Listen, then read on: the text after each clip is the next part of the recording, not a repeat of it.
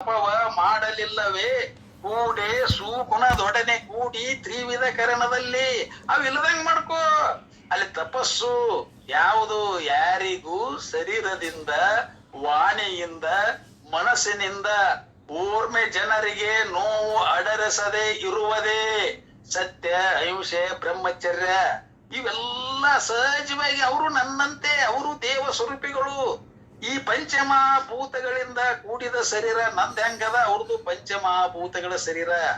ಆ ದೃಷ್ಟಿಯಿಂದ ನೋಡಿದ್ರು ಒಂದ ಅದ, ಆತ್ಮ ದೃಷ್ಟಿಯಿಂದ ನೋಡಿದ್ರು ಒಂದ ಅದ. ಎಲ್ಲಾ ಪಂಚಮಹಾಭೂತಗಳ ಉತ್ಪತ್ತಿ. ಅದಕ್ಕೆ ಯಾರಿಗೆ ನೋವ ಮಾಡಕ್ ಹೋಗ್ಬೇಡ. ಅದಕ್ಕ ಈ ಕೆಡುವ ಶರೀರದ ಸಫಲತೆ ಪರಹಿತ. ಯಾಕ? ನನಗೆ ಹಿತ ಆಗ್ಬೇಕಾಗಿತ್ತಂದ್ರೆ ಇನ್ನೊಬ್ಬರಿಗೆ ಹಿತವನ್ನ ಮಾಡು. ಇದು ಮನಸ್ಸಿಗೆ ತಿಳುವಳಿಕೆ ಹೇಳಿದ್ರ ಅದು ಶರೀರನೂ ಮಾಡುದಿಲ್ಲ, ಮತ್ತ ವಾಣಿನೂ ಮಾಡುದಿಲ್ಲ. ಅದಕ್ಕೆ ಮೊದಲು ತಿಳುವಳಿಕೆ ಹೇಳಬೇಕಾಗಿತ್ತು ಮನಸ್ಸಿಗೆ. ಅದಕ್ಕೆ ಇವೆಲ್ಲ ಮೂರು ಕರ್ಣತ್ರಯ ಶುದ್ಧಕ್ಕವು. ಆದ್ದರಿಂದ ಈ ಬುದ್ಧಿಗೆ ಬೆಂಕಿ ಹಚ್ಚಬೇಕು. ಇದ ತಪಸ್ಸು. ಯಾವುದು? ಶ್ರವಣ ಅನ್ನತಕ್ಕಂಥದ್ದನ್ನ, ಗುರುವಾಕ್ಯವನ್ನ ಕೇಳಿ ಮನನದಲ್ಲಿ ನಾನೇ ಆತ್ಮನಿದ್ದೇನೆ, ಈ ಅನಾತ್ಮ ಇಲ್ಲವೆಂದು ತೆಗೆದು ಹಾಕಿ ನಿಧಿಧ್ಯಾಸನದಲ್ಲಿ ಗಟ್ಟಿಯಾಗಿ ನಿಂತಾಗ ಅದಕ್ಕೆ ಬೆಂಕಿ. ಈ ತಪಸ್ಸನ್ನ ಮಾಡು. ಇದಕ್ಕೆ ಬೆಂಕಿಯನ್ನ ಹಚ್ಚು. ಯಾವ ಬೆಂಕಿ? ಜ್ಞಾನಾಗ್ನಿ ಅಂತಕ್ಕಂಥದ್ದು. ಆ ಜ್ಞಾನಾಗ್ನಿಯಿಂದ ಅದು ಸುಟ್ಟೊಕ್ಕತಿ. ಇದು ಬುದ್ಧಿ ಭೇದದ ದುಃಖದ ಗದ್ದಲವೆಂದು ತಿಳಿದವನು.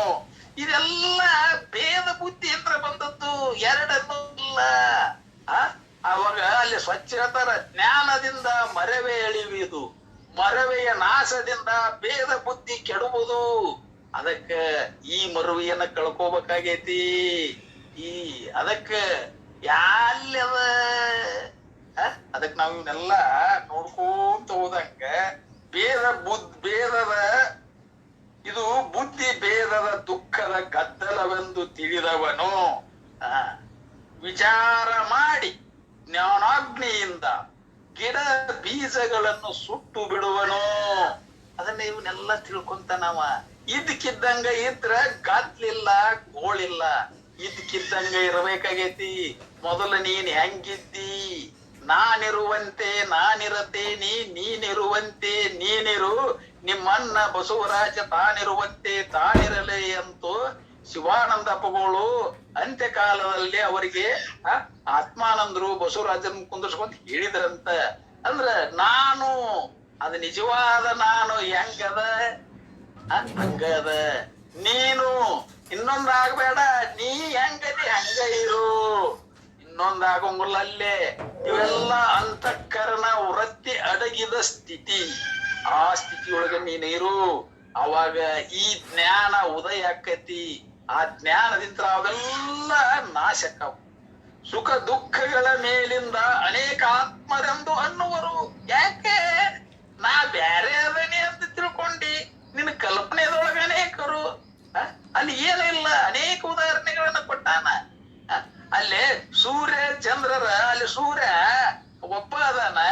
ಅಲ್ಲಿ ನದಿ ನೀರೊಳಗ, ಹಳ್ಳದ ನೀರೊಳಗ, ಕೊಡದೊಳಗ ಬೇರೆ ಬೇರೆಯಾಗಿ ಕಾಣುವಂತೆ ಮೂಲ ಆತ್ಮ ನಾನೊಬ್ಬನೇ ಇರುವೆನು, ಅನೇಕ ಆತ್ಮರು ಇಲ್ಲವು. ಇದು ಬುದ್ಧಿಗೆ ಸುಖ ದುಃಖವಾಗುತ್ತವೆ. ಅನೇಕ ಆತ್ಮರು ಇಲ್ಲಪ್ಪ, ನೀ ಒಳಗೆ ತಿಳ್ಕೊಂಡಿ. ಅದಕ್ಕ ಅನೇಕ ಆತ್ಮರು ಇಲ್ಲ, ನೀ ಒಬ್ಬ ಅದಿ. ಇದ್ದದಕ್ಕೆ ದುಃಖ. ಅದಕ್ಕೆ ಎರಡನ್ನು ಬುದ್ಧಿಯನ್ನ ತೆಗೆದಾಕು. ಒಬ್ಬನೇ ಆತ್ಮನು ಈ ಬುದ್ಧಿಯನ್ನೇ ಅನೇಕವಾಗಿ ಮಾಡಿರುತ್ತಾನೆ. ಕರ್ಮದಿಂದ ಬುದ್ಧಿ ಹಲವಾಕಾರವಾಗಿರುತ್ತದೆ. ಯಾವುದು ಕರ್ಮ? ಶರೀರ ನಾನು ನಂದು ಅನ್ನತಕ್ಕಂತ ಈ ಬೀಜವೇ ಕರ್ಮ. ಆ ವಾಸನೆಗಳೇ ಕರ್ಮ. ಆ ವಾಸನೆಗಳನ್ನ ಸುಟ್ರ ಅದು ಉಳಿದಿಲ್ಲ. ಅದಕ್ಕ ನಾವು ಸಹಜವಾಗಿ ನೋಡ್ಕೋಬೇಕೈತಿ. ಕರ್ಮದ ಉದಯದಿಂದ ದೇಹಿಯಾಗಿರುವುದರಿಂದ ಮೊದಲ ಜನ್ಮದ ದೇಹ, ಈ ಜನ್ಮದ ದೇಹ, ಮುಂದೆ ಒದಗುವ ದೇಹವೇ ಬೇರೆ ಬೇರೆ. ಆದ್ರೆ ಎಲ್ಲದರೊಳಗೂ ನಾ ಕಾಯಮಿರಾಮ. ಇದನ್ನ ಅಭ್ಯಾಸ ಮಾಡು. ಆ ಕರ್ಮದ ಬಲ್ಲಿ ನಾ ಮೊದಲು ಹಂಗಿದ್ದೆ, ಸಣ್ಣ ಹುಡುಗಿದ್ದಾಗ ಹೆಂಗಿದ್ದೆ, ಯೌವನದೊಳಗೆ ಹೆಂಗಿದ್ದೆ, ಮುಪ್ಪಾವಸ್ಥೆಯೊಳಗೆ ಹೇಗೆದನೆ, ಆದ್ರ ಶರೀರ ಬದಲಾವಣೆ ಆಗೈತಿ.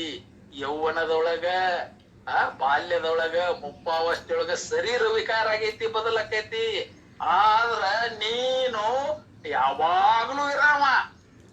ಸಣ್ಣವಿದ್ದಾಗ ಓದಿ, ದೊಡ್ಡವಿದ್ದಾಗ ಓದಿ, ಮುಪ್ಪಾವಸ್ಥೆಯೊಳಗೂ ಓದಿ. ಅದಕ್ಕ ಕರ್ಮದ ಬುದ್ಧಿಯನ್ನ ತೆಗೆದು ಹಾಕಪ್ಪ. ಆ ಕರ್ಮದಿಂದ ಜ್ಞಾನ ಆಗುದಿಲ್ಲ. ಕರ್ಮದೇ ಜ್ಞಾನ, ಕರ್ಮದೇ ಮುಕ್ತಿ ಘಟಿಸದು. ನಿರ್ಮಲ ಜ್ಞಾನದಿಂದಲ್ಲದೆ. ಅದಕ್ಕೆ ನಮಗ್ ಸ್ವಚ್ಛವಾಗಿ ಆ ಕರ್ಮವನ್ನ ತೆಗೆದುಹಾಕು. ಅದಕ್ಕ ಕರ್ಮ ಹಿಡ್ಕೊಂಡ್ರೆ ಹಲವಾಕಾರ ಕೈತದು. ಪರತತ್ವವೆಂದರೆ ಅದನ್ನ ಶ್ರೇಷ್ಠವಾದ, ಅದಕ್ಕೆ ತನ್ನ ಮೊದಲರಿಯುವುದು. ಪರತತ್ವವೆಂಬುದು ಬೇರೆ ಘಟಿಸಲು. ಅಲ್ಲಿ ಏಕಮೇವ ಏನಲ್ಲ, ಅದು ಬೇರೆ ಇಲ್ಲೇ ಇಲ್ಲ. ನಾ ಯಾರಂತ ತಿಳಿದರ ನಾ ಯಾರು? ಆನಂದ ಸ್ವರೂಪ. ಆ ಆನಂದವೇ ನಾನು. ಅದಕ್ಕೆ ಮೊದಲ ಭಾವದೊಳಗ ಆನಂದ ಭಾವವನ್ನ ಮಾಡ. ಹೊಟ್ಟೆ ಹಸದ್ರ ಊಟ ಮಾಡ, ನಿದ್ದೆ ಬಂದ್ರ ಮಕ್ಕೋ, ಎದ್ದು ಕೂಡಲೇ ಆನಂದ ಭಾವದಲ್ಲಿಯೇ ಇರು. ಅದಕ್ಕೆ ಇದನ್ನ ಬಿಟ್ಟು ಬಿಡಿದ್ರೆ ಇದೇ ಅನುಸಂಧಾನ, ಇದೇ ವಿಚಾರ. ಇದನ್ನ ಬಿಟ್ಟರೆ ಇರಂಗಿಲ್ಲ. ಅದಕ್ಕೆ ಪರತತ್ವವೆಂದರೆ ಜ್ಞಾನ. ಜ್ಞಾನ ತತ್ವ. ಅವನೊಬ್ಬ ನೀನೊಬ್ಬ ಅಂದರೆ ಎರಡಾಯಿತು. ಜ್ಞಾನ ಅದೆಲ್ಲ ಕಡೆ ಪ್ರಕಾಶವಾಗಿದೆ. ಅಸತ್ಯ ಎಲ್ಲ ಕಡೆ ಅದೇ. ನಾವೊಬ್ಬ ಬೇರೆ, ಅವನೊಬ್ಬ ಬೇರೆ. ಎರಡು ತರಬೇಡ. ಎರಡಂದದ್ದಕ್ಕ ದುಃಖ. ಏಕ ಮಾರ್ ದೋ ತುಕಡ. ಅದನ್ನ ಒಂದ ಕಡತಾಗ ಹೊಡೆದಾಕು ಜ್ಞಾನಾಗ್ನಿಯಲ್ಲಿ. ಅದನ್ನ ಸಹಜವಾಗಿ ಅಳವಡಿಸಿಕು. ಹೀಗೆ ತಿಳಿಯುವ ತತ್ವ ಅಲ್ಲ. ಎರಡನ್ನೋದು ತಿಳ್ಕೊಳ್ಳೋದಲ್ಲಪ್ಪ. ಸಣ್ಣ ಹುಡುಗರಿಗೆ ನಾವ್ ಹೇಳ್ತೇವಿ, ಅದನ್ನ ಮಾಡಿದ್ರ ತಪ್ಪಪ್ಪ, ಸಾಲಿ ಕಲಿಯಾಕ ಹೊಕ್ಕಿ ಅದನ್ನ ಒಂದ ಕಲಿತ್ ಬರ್ಬೇಕು. ಅಲ್ಲಿ ಕಿಡಿಗೇಡಿತನ ಮಾಡಿ ಬರಬೇಡ, ಇನ್ನೊಂದ್ ಗದ್ಲ ತರಬೇಡ. ಸಾಲಿಗೆ ಹೋಗುವುದು, ಗುರುಗಳು ಏನ್ ಹೇಳ್ತಾರ ಕೇಳೋದು, ಬರಬೇಕು, ಅದ ಒಂದ ಕಲಿಬೇಕು ಅಂತ ಹೆಂಗ್ ಹೇಳ್ತೇವಿ, ಹಂಗ ಸದ್ಗುರುಗಳು ಈ ದೇಹ ಮನ ಬುದ್ಧಿಯಾದಿಗಳು ನೀನಲ್ಲ, ನೀ ಇರ್ತಕ್ಕಂತವ ಏಕಮೇವ ಅದ್ವಿತೀಯಂ ಇರುವನು. ನಿನಗ ಒಬ್ಬ ಅದಿಪ. ಸ್ವಗತ ಸಜಾತಿ ವಿಜಾತಿ ಭೇದಗಳಿಲ್ಲ ನಿನಗೆ. ಸ್ವಗತಾದಿ ಭೇದವು ಆತ್ಮನೊಳಿಲ್ಲವೆಂತನೇ ಗಗನದಂತೆ ನಿರವಯವನಾಗಿ. ಅದು ಆಕಾಶದ ಉದಾಹರಣೆ ಕೊಡಾಕ್ ಬರುದಿಲ್ಲ. ನಮ್ಮ ದೃಷ್ಟಿಗೆ ತಿಳಿಯಾಕ ಅದನ್ನೊಂದು ಸೂಕ್ಷ್ಮ ಇವ್ರ ಇದ್ರಿಗೆ ಇದ್ದದ್ದು ಒಂದು ಉದಾಹರಣೆ ಕೊಡುನು ಅಂತ ಹೇಳಿದ್ರು. ಅದಕ್ಕೆ ನೀ ಒಬ್ನದಿ, ಅಖಂಡದಿ, ವ್ಯಾಪಕವಾಗಿದಿ. ಈ ಏಕಮೇವ ಅದ್ವಿತೀಯಂ ಇರುವುದು ತನ್ನ ಅಭಾವ ಆಗುವ ಹಾಗೆ ಇಲ್ಲ. ಅಲ್ಲಿ ಯಾವುದೇ ಅಭಾವಗಳಿಲ್ಲ. ಅಲ್ಲಿ ಯಾವ ಅಭಾವಗಳು ಎಲ್ಲಿದವು? ಪ್ರಾಗ ಭಾವ, ಅಲ್ಲಿ ಪ್ರಧ್ವಂಸ ಭಾವ, ಅನ್ಯೋನ್ಯ ಭಾವ, ಅತ್ಯಂತ ಭಾವ. ಅಲ್ಲಿ ಮಣ್ಣು ಬಿಟ್ಟ ಮಡಿಕೆ ಇಲ್ಲ. ಅದಕ್ಕ ಮೊದಲು ಮಣ್ಣ, ನಾಶ ಆದಾಗೂ ಮಣ್ಣ, ನಡಿವೇಲಿ ಮುಟ್ಟಿದ್ರು ಮಣ್ಣ. ಅದು ಯಾವಾಗ್ಲೂ ಮಣ್ಣ ಅದ. ಹಂಗ ನೀ ಯಾವಾಗ್ಲೂ ಆತ್ಮನೇ ಇರುವೆ. ಹಾಗೆ ಆ ಅಭಾವ ಆಗುವ ಹಾಗೆ ಇಲ್ಲ. ಅಲ್ಲೇ ನಾವು ಏನ್ ನೋಡ್ಬೇಕಾಗೈತಿ? ಅದನ್ನ ಪೂರ್ಣ ಮಣ್ಣು ಒಂದ ಅಂತ ನೋಡ್ಬೇಕಾಗೈತಿ. ಆವು ಚತುಷ್ಟಯಗಳಲ್ಲಿಲ್ಲ. ಪರಮಾತ್ಮ ಬೇರೆ ಇದ್ದಾನೆಂಬುವುದು ಘಟಿಸುವುದಿಲ್ಲ. ಯಾವಾಗ್ಲೂ ನಡೆಯೋದಿಲ್ಲ. ಅದು ಇಲ್ಲೇ ಇಲ್ಲದ. ಇಲ್ಲದಕ್ಕೆ ಇಲ್ಲ ಅಂದ್ರೆ ಮುಗುದು. ಇದನ್ನ ಚೆನ್ನಾಗಿ ಒಳಗ ದೃಢಪಡಿಸಿಕೋ, ದೃಢ ಮಾಡಿಕೋ. ಇದೇ ನಂಬಿಕೆ, ಇದೇ ದೃಢ ವಿಶ್ವಾಸ ಆ ಗುರು ವಾಕ್ಯದಲ್ಲಿ ಪರಮ ಭಕ್ತಿ ಅಲ್ಲೇ ಶ್ರೇಷ್ಠವಾದ ಏಕಾಕಾರ ವೃತ್ತಿಯಿಂದ ನಾನು ಕೇಳಕತ್ತಾಗ ಆತ್ಮಾಕಾರ ವೃತ್ತಿ ತಾನು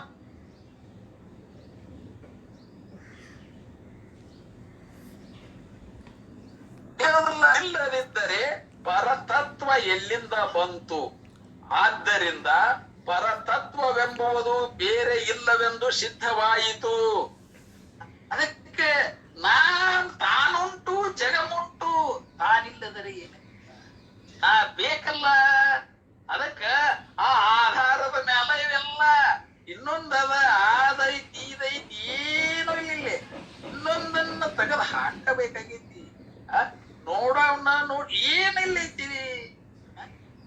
ನಾ ಇದ್ದಾಗ ಎಲ್ಲ. ಅದಕ್ಕ ಆತ್ಮನಿದ್ದಾಗ ಈ ಇಂದ್ರಿಯಗಳು ನೋಡ್ತಾವ. ಇವೆಲ್ಲ ಕರ್ಮೇಂದ್ರಿಯಗಳು, ಜ್ಞಾನೇಂದ್ರಿಯಗಳು, ಅಂತರಂಕರಣ ವೃತ್ತಿಗಳು ಅವನ ಆಧಾರದ ಮೇಲೆ ಇವು ನಡೀತಾವ. ಅವ ನಿಲ್ಲದಿರೇ ಇವಕ ಕೆಲಸ ಇಲ್ಲ. ಅವನ ಆಧಾರದ ಮೇಲೆ ನಡೆದ ಅವನ್ನ ಮರೆತಾಕ್ಯಾವ. ಅದಕ್ಕೆ ಇವು ಎಲ್ಲಿಂದ್ರ ಬರ್ತಾವು? ಪರತತ್ವ ಅನ್ನೋದು ಬೇರೆ ಇಲ್ಲದು. ಯಾಕಂದ್ರೆ ಅವನೇ ಶ್ರೇಷ್ಠವಾದ ಇರುವೆ ನಾನು. ಆ ಶ್ರೇಷ್ಠವಾದ ಸತ್ಯ ಸ್ವರೂಪವೇ ನಾನು, ಆತ್ಮನೇ ನಾನು. ಅದಕ್ಕೆ ಇವನ್ನೆಲ್ಲವನ್ನು ಈ ರೀತಿಯಾಗಿ ಸಿದ್ಧಾಂತ ಅದನ್ನ ನಾವ್ ಯಾವಾಗ್ಲೂ ನನ್ನೊಳಗ ನಾನು ತಯಾರಿ ಮಾಡ್ಕೋಬೇಕಾಗೈತಿ. ನನ್ನೊಳಗ ನಾ ತಿಳ್ಕೊಂಡೆ, ನನಗ ಬೇಕಾದ ಗಂಡನ ಮಾಡಿಕೊಂಡೆ. ನಾನು ಆನಂದ ಸ್ವರೂಪನೇ. ಅದ ತಯಾರಿ ಇದ್ದದ ಮರ್ತದ್ದನ್ನ ತೆಗೆದಾಕೋದು. ನಾನು ಆತ್ಮನೇ ಅಂತ ದೃಢವಾಗಿ ಸಿದ್ಧ. ಅಲ್ಲಿ ತಯಾರಿ ಅದು ಮರ್ತದ್ದನ್ನ ತೆಗೆದು ಹಾಕೋದಕ್ಕೆ ಹೇಳ್ದಂಗಾತದು. ಇದ ನೀ ಇದ್ದದ್ದ ಸಿದ್ಧ. ಗುರುಗಳು ನಮಗೆ ತಿಳಿಸಿದ್ರು. ನಾನು ಅಂಬುವುದು ಸುಳ್ಳು. ನಾನು ಅಂಬುವುದು ಸುಳ್ಳು ಅಂದರು, ನಾ ಅಂಬುವುದು ಕರೆ ಅಂದರು. ಇದನ್ನು ತಿಳಿಯಲಿಕ್ಕೆ ನೀನು ಮೊದಲು ಬೇಕು. ನಾನು ಇದು ತಿಳಿಯವ ಬೇಕಲ್ಲ. ನಾನು ನೀನು ಅಂತಕ್ಕಂಥದ್ದನ್ನ ತಿಳಿಬೇಕಾದ್ರ ಒಬ್ಬ ಬೇಕಲ್ಲ. ಆಮೇಲೆ ಎಲ್ಲಿ ತಿಳಿತಿ? ಅದಕ್ಕಿದು ಮೊದಲು ಬೇಕಲ್ಲ. ಅದಕ್ಕೆ ಇದು ಯಾವಾಗೂ ನಾಶ ಆಗೋದಲ್ಲ, ಇರುವುದು. ನಾ ಇರಾಮ ನನ್ನ ಆಧಾರದ ಮೇಲೆ ನಾನು ನೀನು. ಇದು ಎಲ್ಲಿ? ನಿನ್ನ ಬುದ್ಧಿಯಲ್ಲಿ, ನಿನ್ನ ಭಾವದಲ್ಲಿ, ನಿನ್ನ ವಾಸನೆಯಲ್ಲಿ. ಎಲ್ಲಾ ಶಬ್ದಗಳನ್ನ ಹೇಳ್ತಾರಲ್ಲೇ. ನಾವು ಯಾವ ರೀತಿ ಅಭ್ಯಾಸ ಮಾಡಿ ಅದನ್ನ ಗಟ್ಟಿ ಮಾಡ್ಬೇಕಾಗೈತಿ ಆ ರೀತಿ. ನಾನು ನೀನು ಎಂಬ ಉಭಯ ವಾಸನೆಯನ್ನ ತೋರೆ ಮುಳಿಯದೆ ಅವೆರಡನ್ನು ತೆಗೆದು ಹಾಕಿದ್ರೆ ಎಲ್ಲಿ ಅದ? ವಾಸನೆಯೊಳಗೆ ಬಂದದ, ನನ್ನ ಕಲ್ಪನೆಯೊಳಗೆ ಬಂದದ. ಅದು ಎಲ್ಲದ? ಅದನ್ನ ಅರಿತಕ್ಕಂತ ಅರಿವು ನಾನು.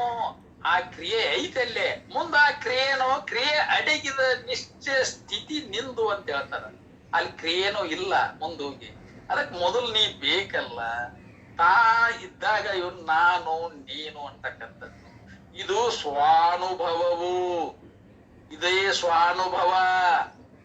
ಇದು ಕೆಡುವುದಲ್ಲ, ಕೆಡುವುದಲ್ಲದು. ಯಾಕ? ಆಕಾರ ಇದ್ರೆ ಕೆಡ್ತೈತಿ, ಹಣ್ಣಾದ್ರ ಕೊಳಿತೈತಿ, ಕಾಯ ಅದ ಕರ್ಲ್ಗಾಯ ಆಕೈತಿ. ಅದಕ್ಕೆ ಆಕಾರ ಇಲ್ಲ. ಹುಟ್ಟುವುದಲ್ಲ, ತೂರುವುದಲ್ಲ, ಸಾಕೆನಿಸುವುದಿಲ್ಲ, ಸವಿಯುವುದಿಲ್ಲ. ಅದು ಯಾವಾಗ್ಲೂ ಇರ್ತಕ್ಕಂಥದ್ದು. ಇದಕ್ಕೆ ಸರಿಯಾಗಿ ಶ್ರುತಿಯೂ ಹೇಳುತ್ತದೆ. ಅಂದರೆ ಪರತತ್ವ ಬೇರೆ ಇಲ್ಲ. ಆ ಶ್ರುತಿಯನ್ನ ನಂಬು, ಗುರುವಾಕ್ಯವನ್ನ ನಂಬು. ಶ್ರುತಿ ಗುರು ಸಕರ ಅನುಕೂಲವಿಲ್ಲದೆ ಅದಕ್ಕೆ ಆ ಅನುಭವಿಸ್ತರು. ಆ ಬ್ರಹ್ಮಜ್ಞಾನಿ ಗುರುಗಳ ಮುಖಾಂತರ ಇದನ್ನ ಚೆನ್ನಾಗಿ ಕೇಳು, ತಿಳ್ಕೋ. ಒಳಗ ತಿಳ್ಕೊಂಡಾಗ ಅದ ಏನು ಇಲ್ಲ.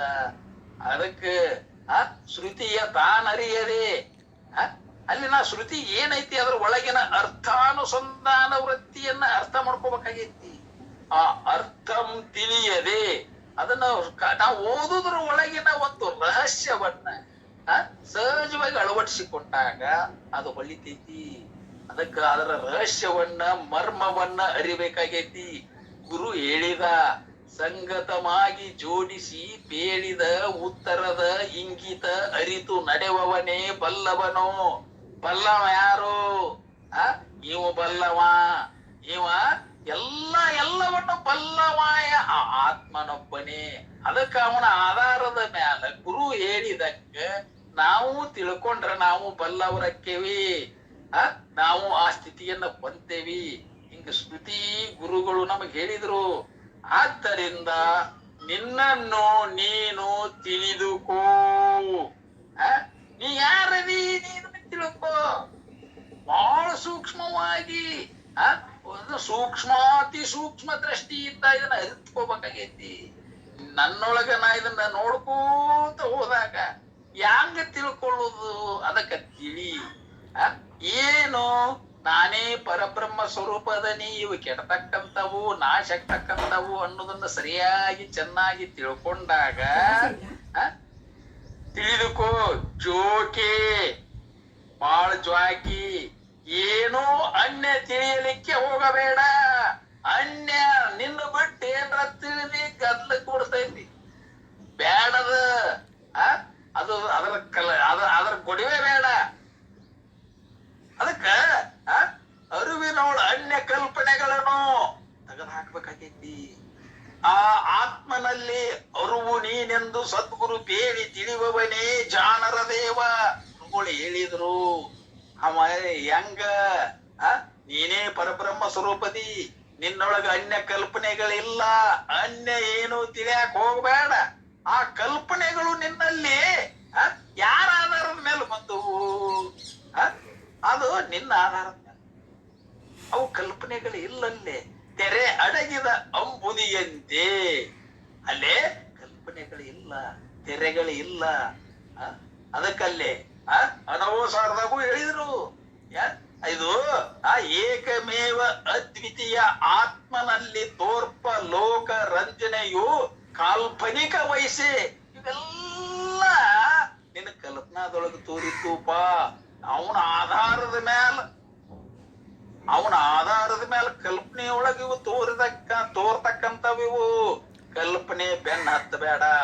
ಅದಕ್ಕ ಪ್ರಥಮಾನುಭೂತಿಯೊಳಗ ಹೋಗು. ಆ ಕಲ್ಪನಾ ರಾಹಿತ್ಯ ಸ್ಥಿತಿಯ ಅಭ್ಯಾಸವನ್ನ ಮಾಡ್ಬೇಕಾಗೈತಿ. ಒಂದು ಕಲ್ಪನೆಯು ಅಡಗಿ ಮತ್ತೊಂದು ಕಲ್ಪನೆಯು ಉದಯವಾಗುವ ಪೂರ್ವದಲ್ಲಿರುವ ನಡುವಿನ ಸಂಧಿ ಸ್ಥಿತಿಗೆ ಕಲ್ಪನಾ ರಾಹಿತ್ಯ ಸ್ಥಿತಿ.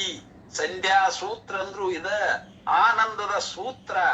ಈ ಸೂತ್ರವನ್ನ ನೋಡು. ಅನ್ಯ ಏನೂ ತಿಳಿಯಲಿಕ್ಕೆ ಹೋಗಬೇಡ. ತನ್ನ ಸ್ವರೂಪವನ್ನು ತಿಳಿದವನಿಗೆ ಏನೂ ಕಾಣುವುದಿಲ್ಲ. ಅವ ನೋಡುದಿಲ್ಲನ್ರಿ, ನೋಡ್ತಾನ. ನೋಡಿಯೂ ನೋಡದಂತೆ, ಕೇಳ್ತಾನ. ಕೇಳಿಯೂ ಕೇಳದಂತೆ, ಮುಟ್ಟಿಯೂ ಮುಟ್ಟದಂತೆ ಅದರ ಭಾನವೇ ಇಲ್ಲ. ಆ ರೀತಿಯೊಳಗ ತನ್ನ ನಿಜಾನಂದದಲ್ಲಿಯೇ ಇರ್ತಾನ. ಅವಾಗ ಏನು ಹೊರಗಡೆ ಒಳಗ ಬಂದಾಗೈತೆ ಅಂದ್ಬಳಕ ಅಲ್ಲೇ ಎಲ್ಲಾ ಆತ್ಮಾಕಾರ ವೃತ್ತಿಯೇ ಮೂಡಿದಾಗ ಆತ್ಮನೇ ತಾನಾದ. ಇನ್ನೊಂದು ಏನು ಇಲ್ಲ. ನೋಡುವವರ ದೃಷ್ಟಿಯಿಂದ ಆ ಪ್ರಾರಬ್ಧ ಕರ್ಮಗಳನ್ನ ಹೇಳ್ಕೋತ ಹೋಗ್ತಾರ. ಸಾಧಕನಿಗೆ ಧೈರ್ಯ ಬರ್ಲಿ ಅಂತಕ್ಕಂತ ಉದ್ದೇಶದಿಂದ. ಅದಕ್ಕೆ ಸಹಜವಾಗಿ ಅವ್ನು ಏನು ಕಾಣುವುದಿಲ್ಲ. ಶಿವಾನಂದಪ್ಪ ಅವರು ಹುಲಿ ಬಂದ್ರ ಕರಡಿ ಬಂದ್ರ ಅಲ್ಲೇ ರಾಮದುರ್ಗ ದನಿ ಇವಂದು ನಿಜವಾದ ಅನುಷ್ಠಾನೋ ಅಥವಾ ಡೋಂಗಿ ಅನುಷ್ಠಾನೋ ಅಂತ ನೋಡಾಕ ಪರೀಕ್ಷೆ ಮಾಡಾಕ ಗುಡ್ಡದ ಮ್ಯಾಲ ಹತ್ತಿ ತನ್ನ ಬಂದೂಕದಿಂದ ಕಿವಿಯ ಸಮೀಪ ಹಾದು ಹೋಗುವಂತೆ ಗುಂಡು ಹಾರಿಸಿದರು. ಅವಾಗ ಎದ್ದ. ಅವಾಗ ಅವರು ನಿಶ್ಚಲ ಸ್ಥಿತಿ. ಅದು ಪಕ್ಷಿಯ ಧ್ಯಾನವಲ್ಲ, ನಿಜವಾದ ಆನಂದದ ಧ್ಯಾನ. ಅದರೊಳಗ ತನ್ಮಯತೆಯನ್ನ ಹೊಂದಿದ್ದ.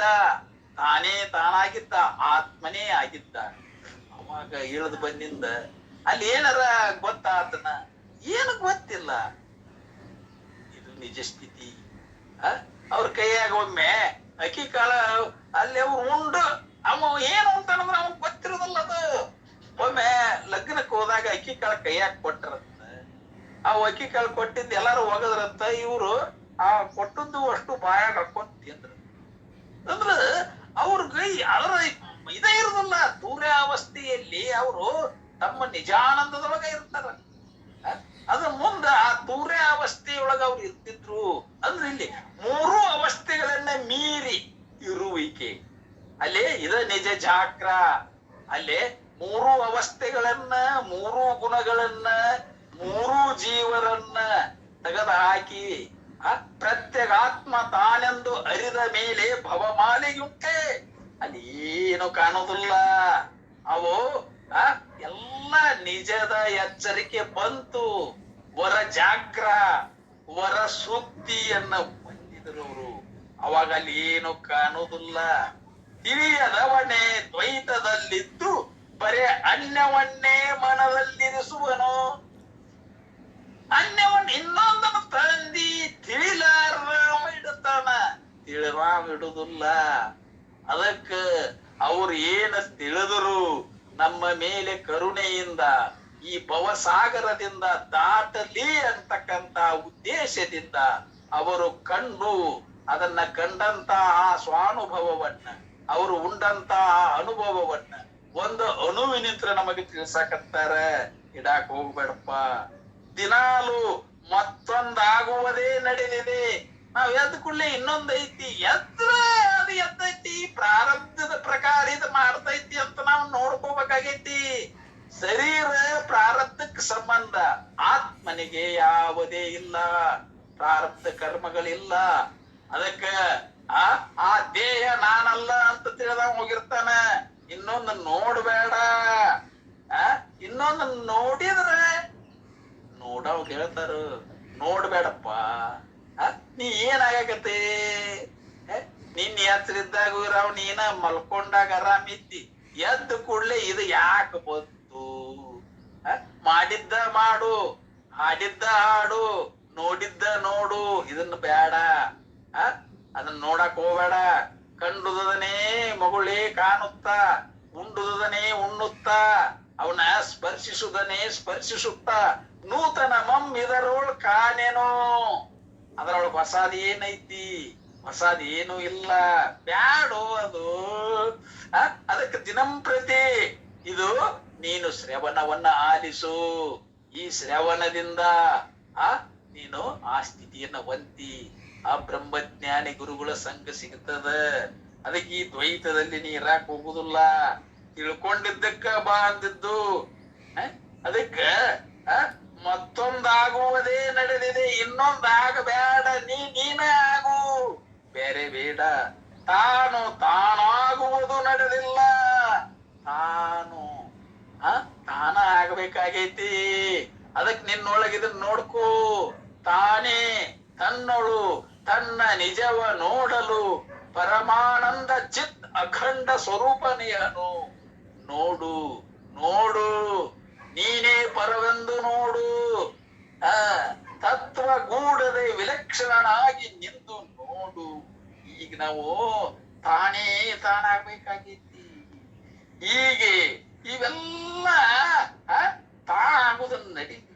ಇದೆಲ್ಲ ಭೇದವಾಗೈತಿ, ಭೇದಾಕಾರ ವೃತ್ತಿಯನ್ನ ತೆಗೆದಾಗ ಕಷ್ಟಕ್ಕೆ ಹಿಂದೆ ಸರಿ ಎಂದು ಹೇಳಿದರೆ ಹೇಗೆ ಸರಿಯಬೇಕು? ಯಾಕೆ ಸರಿಬೇಕು? ಭೇದ ಮುರಿದರೆ ಸುಖದ ನೆಲಿ ಹತ್ತಿತು. ಕಷ್ಟಕ್ಕ ಅದಕ್ಕ ಉದಾಹರಣೆ ನಮಗ ಲೋಕಾರೂಢಿಯೊಳಗ ಕಷ್ಟಕ್ ಕರಿಬೇಡ, ಊಟಕ್ ಮರಿಬೇಡ ಅಂತಂದ್ರ ಇವೆಲ್ಲ ಅದಕ್ಕ ನಾವಲ್ಲಿ ಹೇಳ್ತಾರ, ಅಲ್ಲೇ ಕುಳಿತು ಒಂಡರೆ ಕುಡಿಕೆ ಹೊಣ್ಣು ಸಾಲದು. ಲೌಕಿಕದೊಳಗೆ ಹೇಳ್ತಾರ, ಆಳಾಗಿ ದುಡಿ ಅರಸಾಗಿ ಉಣ್ಣು. ಲೌಕಿಕದಲ್ಲಿ ಅವಾಗ ಅದನ್ನ ಸರಿಯಾಗಿ ಮಾಡ್ಲಿ ಅಂತ ಹೇಳಿದ್ರಲ್ಲ, ಇಲ್ಲಿ ನಾನು ಗುರುವಿನ ಆಳಾಗಿ ಅಂತ ಹೇಳ್ಯಾರಲ್ಲಿ. ಅಲ್ಲೇ ಪರಮಾನುಭವ ಬೋಧೆಯೊಳಗ 6ನೇ ಸಂಧಿಯೊಳಗ ಗುರು ಶಿಷ್ಯರ ಸಂಬಂಧದಲ್ಲಿ ಗುರು ಅಲ್ಲಿ ಪರಬ್ರಹ್ಮ ವಿಷ್ಣು ಮಹೇಶ್ವರ ಅಂತ ಹೇಳ್ಕೊಂತ ಬಂದ್ರು. ಗುರು ಪರಮಾತ್ಮ ಪರಮೇಶ್ವರಿ ಅಲ್ಲೇ ಅವ್ರು ಸ್ವಚ್ಛವಾಗಿ ಹೇಳ್ಕೊಂತ ಬಂದ. ಅದಕ್ಕೀಗ ಅಲ್ಲೇ ಗುರುವಿನ ಆಳಾಗಿ ಅಂದ್ರಲ್ಲಿ ಗುರುಗಳು ಶಿಷ್ಯನಿಗೆ ತತ್ವಜ್ಞಾನವನ್ನ ತಿಳಿಸಿರ್ತಾರ. ಆ ಶಿಷ್ಯನ ಮುಖಾಂತರ ನೀ ತತ್ವಜ್ಞಾನವನ್ನ ಅರಗಿಸಿಕೋ, ಇದನ್ನ ತಪ್ಪಿಸ್ಕೋಬೇಡ. ಹಿಂಗ ತಿಳ್ಕೊಂಡಾಗ ನಮಗ ಹೊಳಿತೈತಿ. ಈಗ ಅವಾಗ ಹಿಂದಕ್ ಕಷ್ಟ. ಹೌದು, ಎಲ್ಲ ಹುಟ್ಟಿದ ಕೂಡಲೇ ಏನದ, ಸಾಲಿ ಕಲಿಬೇಕು, ಮಕ್ಕಳು ನಡಿಬೇಕು, ನೌಕರಿ ಹತ್ಬೇಕು, ಮಕ್ಕಳು ಮದುವೆ ಮಾಡ್ಬೇಕು, ಮೊಮ್ಮಕ್ಕಳು ನೋಡ್ಬೇಕು. ಇದಲ್ಲ ಎಲ್ಲಿ ದುಃಖ ತಪ್ಪೈತಿ? ಹುಡುಕಿದ್ರ ಜಗತ್ತಿನ್ಯಾಗ ಎಲ್ಲಿ ಹುಡುಕಿದ್ರು ಸುಖ ಇಲ್ಲ. ಜಗತ್ತಿನಾಗ ವಿಷಯಾದಿಗಳಿಂದ ಸುಖ ಕಂಡವ್ರು ಯಾರು ಇಲ್ಲ. ಆದರ ಆನಂದದೊಳಗ ಇದ್ದವರು ಯಾರು ದುಃಖವನ್ನ ಹೊಂದಿಲ್ಲ. ಪರಮಾನಂದದಲ್ಲಿ ಆ ಆನಂದದ ಅಭ್ಯಾಸವನ್ನ ಮಾಡತಕ್ಕಂಥವರು ಯಾರು ದುಃಖವನ್ನ ಹೊಂದಿಲ್ಲ. ಅದಕ್ಕ ಆ ವಿಷಯಗಳ ನೆನವಿನಿಂದ ದುಃಖದ ಯಾರು ಸುಖವನ್ನ ಹೊಂದುವುದಿಲ್ಲ. ಅದಕ್ಕಿದು ಕಷ್ಟ ಅಂತ ಹಿಂದಕ್ಕೆ ಸರಿದು ಹೇಗೆ ಸರಿಬೇಕಂದ್ರ ನೀ ಬ್ಯಾರೆ ತಿಳ್ಕೊಂಡಿ. ಬ್ಯಾರೆ ತಿಳ್ಕೊಂಡ್ರೆ ಹೆಂಗ ನೆಲೆ ಹತ್ತಬೇಕು? ಅದು ಹತ್ತುದಿಲ್ಲ. ಅದಕ್ಕೆ ಅದನ್ನ ನೋಡ್ಬೇಡ. ಆ ಭೇದ ನಾಶ ಮಾಡ್ಕೋ. ಆ ಭೇದ ಬುದ್ಧಿ ಜ್ಞಾನದಿಂದ ಮರ ವಿನಾಶಕ್ಕೈತಿ, ಮರವಿಯ ನಾಶದಿಂದ ಭೇದ ಬುದ್ಧಿ ತಾನ ಹೊಕ್ಕೈತಿ.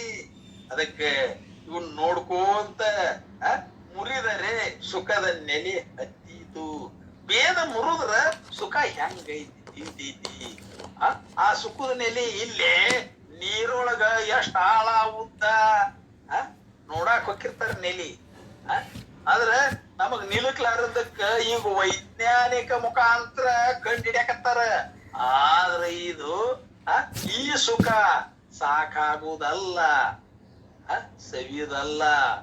ಇದು ಯಾವಾಗ್ಲೂ ಇರ್ತಕ್ಕಂಥದ್ದು ಸುಖವೇ. ಅದು ಬ್ಯಾರೆ ತರ ಇಲ್ಲ. ನಿಜ ಸುಖವೇ ಏಕಮುಖವಾಗಿರು ಎನ್ನಳು. ಅಖಿಲವೇ ಅನೇಕ ತರವಾಗಿ ಆಗಬೇಡ. ಅಖಿಲವೆನಿಸದೆ ಅನೇಕ ತರ ಇರದ ಏಕವಾಗಿರು. ಅವಾಗ ಸುಖದ ನೆಲೆ ಹತ್ತೈತಿ. ಮುರಿಯದವನಿಗೆ ಕಷ್ಟದ ನೆಲೆ ಹತ್ತಿತು. ಅದನ್ನ ಮುರಿಲಿಲ್ಲ. ಈ ಎಲ್ಲಾ ಒಳಗ ನಾವು ಒಬ್ಬದಿ ಇವೆಲ್ಲಾ ವಿಷಯಗಳಿದ್ರ ದುಃಖ ಇವೆಲ್ಲ ಕಷ್ಟ ಅಂತ ಮರಿಲಿಲ್ಲ. ಅವ ಅದ್ರಾಗ ಹಂಗ ಅಳಿದ ಅಳಿದ ಅಳಿದ ಅಳಿದ ಹಿಂಗಾಗ್ಬೇಕು. ಇವನು ಸತತವಾಗಿ ನೋಡ್ಕೊಂತ ಹೋಗ್ಬೇಕಾಗೈತಿ. ಹೀಗಾಗಿ ತಾನು ಅಭೇದ ರೂಪನಿದ್ದರು. ನನಗೆ ಭೇದಿಲ್ಲ, ಅಭೇದ. ಭೇದ ಅಳಿದ ನಿಂದ ನಿಲುವೇ ಸಮಾಧಿ ಸ್ಥಿತಿ. ಭೇದ ಅಭೇದ ಎರಡನ್ನೂ ಅಲ್ಲೇ ನಾವು ಅಂದ್ರ ಬುದ್ಧಿ ಸಮವಾಗುವಿಕೆ. ಅಲ್ಲಿ ಅಂತಃಕರಣ ಅಡಗಿತು, ಅಲ್ಲಿ ಇನ್ನೊಂದಿಲ್ಲ. ಅಭೇದ ರೂಪನಿದ್ದರು ತಾನೇ ಮೂಲ ಕಾರಣನಿದ್ದರೂ ಭ್ರಾಂತಿಯಿಂದ ಗುರ್ತಾಗದೆ ಸಂಸಾರದ ತಾಪಕ್ಕೀಡಾಗಿರುವನು. ಹೌದು, ಈ ಭ್ರಾಂತಿ ಎಲ್ಲದ ನೋಡ್ಕೊಂತ ಹೋಗು. ಇಲ್ಲೇ ಇಲ್ಲದು. ಅವನ್ನ ಎಲ್ಲ ಸಾಕಷ್ಟು ನೆನಪುಗಳನ್ನ ನಾವು ಮಾಡ್ಕೊಂತ ಹೋದಾಗ ಹಗ್ಗ ಹಾವು, ಅಲ್ಲೇ ಹಗ್ಗದಲ್ಲಿ ಹಾವಿನ ಭ್ರಾಂತಿಯನ್ನು ಕಂಡಂತೆ ಅದನ್ನು ಸಾಕಷ್ಟು ಸಲ ಗಚ್ಚಮ್ಮನ ಗುರುಗಳು ತಮಗೆ ಅದನ್ನ ಹೇಳ್ಯಾರ, ಆ ದೃಷ್ಟಾಂತ. ಅದಕ್ಕೆ ಅದ್ರಲ್ಲಿ ಬೆಳಕ ತಗೊಂಡು ಹೋದಾಗ ಮಬ್ಬಗತ್ತಲದಾಗ ಹಾವಂತ ಕಾಂತಿ ಅಲ್ಲಿ ಬೆಳಕ ತಗೊಂಡು ಹೋದಾಗ ಅದು ಹಗ್ಗ. ಹಂಗಾರ ಅದರಲ್ಲಿ ಸರ್ಪತ್ವದ ಗುಣ ಬಂದಿಲ್ಲ. ಸರ್ಪ ಯಾವಾಗೂ ಹಾಗೇ ಇಲ್ಲ. ಅದು ಮೊದಲು ಹಗ್ಗ ಐತಿ. ಭ್ರಾಂತಿ ಅಂತ ಇದನ್ನ ತಿಳ್ಕೊಂಡಿ. ಭ್ರಾಂತಿಗೆ ಲಕ್ಷಣ ಉಂಟೆ, ಅದಕ್ಕೆ ಲಕ್ಷಣನ ಇಲ್ಲ. ಬ್ಯಾಡ ತೆಗೆದು ಹಾಕದನ್ನ. ಅದು ಹಂಗದ ಹಿಂಗದ ಅಂತಕ್ಕಂಥದ್ದು. ನೀನು ಅಭೇದನು, ಅಖಂಡ ಸ್ವರೂಪನು. ಹಿಂಗ ಇದನ್ನ ನೋಡ್ಕೋ. ನೀ ಎಲ್ಲಕ್ಕೂ ಮೂಲ ಕಾರಣನು. ನಿನ್ನಿಂತ್ರ ಇವೆಲ್ಲ ಬೇರೆ ಇಲ್ಲ. ಅದಕ್ ನೀ ಯಾವಾಗ್ಲೂ ಅದಿ. ಪರದಳು ಆಕಸ್ಮಿಕವಾದನು, ಕಲ್ಪಿತ ಪುರುಷನು, ಅಖಿಲ ಭಾವದೊಡಗೂಡಿ. ಆಕಸ್ಮಿಕವಾಗಿ ತೋರಿದೆವ. ಆಕಸ್ಮಿಕ ಕಲ್ಪಿತ ಪುರುಷನ ಉತ್ಪತ್ತಿ ಇದು. ಅದಕ್ಕ ನಾ ಯಾವಾಗ್ಲೂ ಮೂಲ ನನ್ನಿಂದ ನಾನೇ ಅವನು ಅಂತಕ್ಕಂಥದ್ದನ್ನ ದೃಢವ ಮಾಡಿಕೋ. ಒಳಗ ಇದನ್ನೇ ಗಟ್ಟಿ ಮಾಡಿಕೋ. ಇದು ಹಿಂಗಿತ್ತು ಅಂದ್ರ ಅಲ್ಲಿ ಏನು ಇಲ್ಲದ, ಏನೊಂದು ತೋರದ, ಅಜ್ಞಾನವಲ್ಲದ ಸಚ್ಚಿದಾನಂದ ಅದ್ವಯ ನಿತ್ಯ. ಅಲ್ಲಿ ಯಾವುದು ಎಲ್ಲ ಹೋಲಿಕೆ ಕೊಟ್ಟಾರ. ನೀ ಎರಡನ್ನೋದಿಲ್ಲಪ್ಪ. ಸತ್ತು ಚಿತ್ತು ಆನಂದ ನಿತ್ಯ ಪರಿಪೂರ್ಣ. ನಿನಗ ಏಕವಾಗಿ ಅದ್ವಯ ಅದಿ. ನೀನು ಎರಡನ್ನೋದಿಲ್ಲ. ನಿತ್ಯ ಯಾವಾಗ್ಲೂ ಇರವ ನೀನು. ಅದಕ್ಕ ಇಂತಲ್ಲಿ ನಿಮಿತ್ತ ಕಾರಣ ಬಂದಿಲ್ಲದೆ ಇದು ಯಾವ್ದು ನಿಮಿತ್ತ ಇಲ್ಲದ ಬಂದೈತಿ ಈಗ ತಿಳಿಯಾಕತ್ತೈತಲ್ಲ, ತಿಳ್ಕೊಂಡ್ರೆ ಮುಗಿತಲ್ಲ ನಮಗ ಅಂತ ನಮಗ್ ಗುರುಗಳು ಕರುಣೆ ಅಂತ ಹೇಳ್ಯಾರ. ಈ ಭ್ರಾಂತಿ ತೆಗದ ಹಾಕಪ್ಪ. ಭ್ರಾಂತಿಯಿಂದ ಗುರ್ತಾಗದೆ ಸಂಸಾರದ ತಾಪಕ್ಕೀಡಾಗಿರುವನೋ. ತಾಪ ಯಾಕ, ದುಃಖ ಯಾಕ? ಸಂಸಾರ. ಎಲ್ಲಿ ಸಂಸಾರ? ನಿನ್ನ ಒಳಗ ಹಿಡ್ಕೊಂಡಿ ನೀ ಸಸಾರ ಮಾಡಿಕೋ. ಯಾವಾಗ ಆರಾಮದೇನಿಪ್ಪ ಅಂತ ಗುರುಗಳ ಸನ್ನಿಧಿಗೆ ಬಾ. ಗುರು ಸನ್ನಿಧಿಗೆ ಬಂದಾಗ ಎಂದಿರ್ಪೆನೋ ನಿಜ ಸುಖದಲ್ಲಿ ಬಹು ದಂದುಗವೆಲ್ಲವನಳಿದುಳಿದು. ಇವೆಲ್ಲ ಗದ್ದಲ, ಈ ಎಲ್ಲಾ ಗದ್ದಲ ಯಾವಾಗ ತೆಗೆದಾಕಿ, ಈ ಸಂಸಾರದ ಗದ್ದಲ ತೆಗೆದಾಕಿ ಯಾವಾಗಿರ್ತೇನಿಪ್ಪ ಅಂತ ಈಗ ಇರ್ತೀಯೋ ತೆಗದ್ರ ಹಿಂದಿರ್ಪೇನೋ ನಿಜ ಸುಖದಲ್ಲಿ ಅಂತ ಹೇಳ್ತಾರ. ಏನೇನ್ ಹಿಡ್ಕೊಂಡಿ ಅವನು ತೆಗಿಯು, ಖಾಲಿ ಮಾಡು. ಅವು ಇರುವಂಗಿರ್ತಾವು. ನೀ ಏನ್ ಮಾಡಿದ್ರು ನಡಿದಿಲ್ಲ. ಮಡದಿ ಮಕ್ಕಳು ಅನುಜರು ಒಡಲ ಒಡವೆಗಳೇನೆ ಮೋಹಿಸಿ ಬಿಡಲಾರದೆ ಏದ ಒಳಗನ ಚಿಂತೆ ಪಿಂಗಿ. ಎಲ್ಲ ಒಳಗ ಹೊರಗ ಯಾವ ಚಿಂತಿರ್ಲ. ಮಾಡಿದಿ ಗದ್ಲಕ್ ಬೀಳ್ತಿ. ಗದ್ಲ ಬೇಡ. ನಾವು ಇದ್ದಕ್ಕಿದ್ದಂಗ ಇರ್ಬೇಕಾಗೈತಿ. ಗದ್ದಲದಿಂದ ಪಾರ ಆಗ್ಬೇಕಾಗೈತಿ. ಇದು ಸಂಸಾರ ಅನ್ನತಕ್ಕಂತ ನಾಟಕದ ಇದ ಒಂದು ಗದ್ಲ. ಇದನ್ನ ಒಳಗಿಡದೀಪ, ಒಳಗ್ ಬಿಟ್ರ ಹೊರಗೆ ಏನು ಮಾಡುದಿಲ್ಲ. ಅದಕ್ಕ ಇದನ್ನ ಯಾವಾಗ್ಲೂ ಈ ದುಃಖದಿಂದ ಬಿಡುಗಡೆಯನ್ನ ಹೊಂದಲು ಗುರು ಸನ್ನಿಧಾನದಲ್ಲಿ ಶ್ರವಣ, ಮನನ, ನಿಧಿಧ್ಯಾಸನ ಇವ ಸಾಧನ. ಅನ್ಯ ಸಾಧನೆಗಳಿಲ್ಲ. ಶ್ರವಣ, ಮನನ, ನಿಧಿಧ್ಯಾಸನವಿಲ್ಲದೆ ಭವ ಬಂಧನ ಅಳಿಯದು ತನಗೆಂದು. ಅದಕ್ಕ ಈ ಶ್ರವಣ ನಿನಗ ಉತ್ತರೋತ್ತರ, ನಿನಗೆ ಯಾವಾಗ್ಲೂ ಲೋಕೋತ್ತರ ಗತಿಯನ್ನು ಕೊಟ್ಟ ತೀರ್ತದ. ಇವತ್ ತಿಳಿದಿಲ್ಲ, ನಾಳೆ ತಿಳಿದಿಲ್ಲ, ತಿಳಿತೈತಿ. ಮನುಷ್ಯನಿಗೆ ತಿಳಿಯದೆ ಮತ್ತಾರಿಗೆ ತಿಳಿಯುತ್ತದೆ.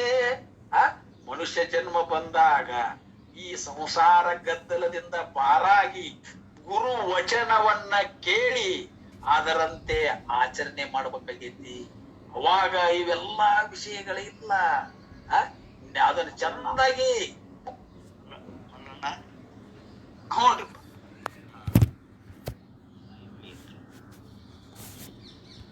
ಸದ್ಗುರು ವಾಣಿಗಳನ್ನ